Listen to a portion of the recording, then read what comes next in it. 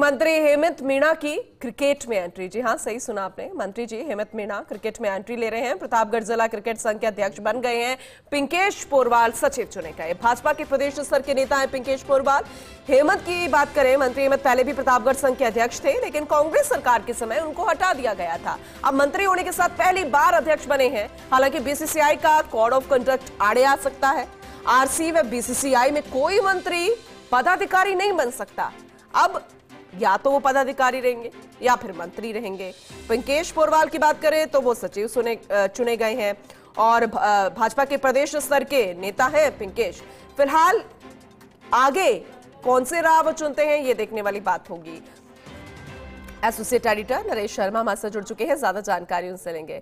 नरेश जी, मंत्री जी की क्रिकेट में एंट्री तो है, लेकिन ये भी रूल है कि आरसी और बीसीसीआई में कोई मंत्री पदाधिकारी नहीं बन सकता। तो क्या कोई वो तोड़ निकालेंगे, कोई सॉल्यूशन होगा, कोई नया रूल होगा, या फिर एक पद चुनेंगे? क्या हो सकता है?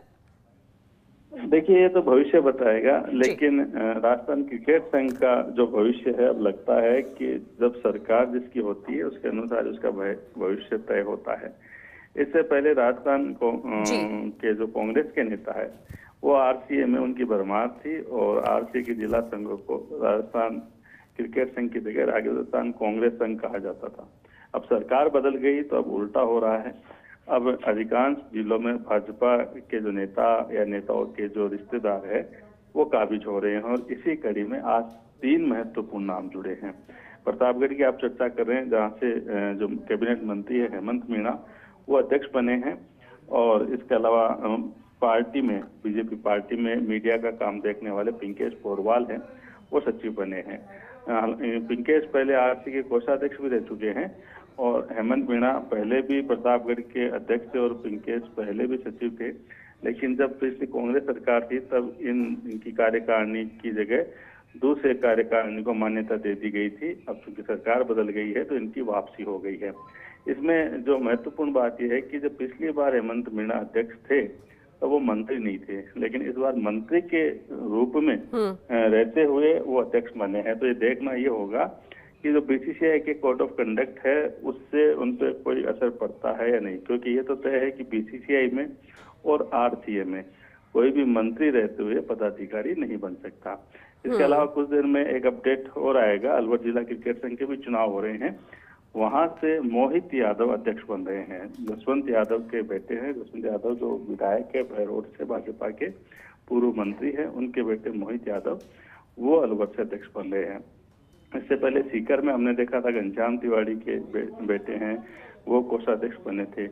और भी तो नरेश जी, जैसे कि आपने अभी जानकारी दी है कि अभी ये भी बड़ी खबर ही है कि विधायक पुत्र की अलवर जिला क्रिकेट संघ में एंट्री, पूर्व मंत्री जसवंत यादव के बेटे मोहित अध्यक्ष बन गए हैं। लेकिन आपने कहा कि जिसकी सरकार होती है और फिर उस तरीके से बदलाव भी हो जाते हैं, कुछ बदलाव अच्छे भी होते हैं जो भविष्य के लिए सही फिट बैठते हैं। क्या ऐसा भी संभव है नरेश जी? देखिए, अब राजस्थान जो क्रिकेट संघ है तो राजस्थान पॉलिटिकल लीग का नाम दिया जाने लगा है। तो क्योंकि यहाँ जब पहले क्रिकेटर या जो क्रिकेट से जुड़े लोग हैं वो संभालते थे, लेकिन अब किसी भी जिला संघ को आप उठा के देख लीजिए, उसमें भाजपा का या कांग्रेस का नेता मिलेगा। और जब जिसकी सरकार होती है प्रदेश में उसके अनुसार यहाँ आरसीए में भी शासन होता है। आरसीए की एडॉक कमेटी की बात कर लीजिए, उसके जो प्रमुख है वो भाजपा की विधायक है जयदीप बियाणी है।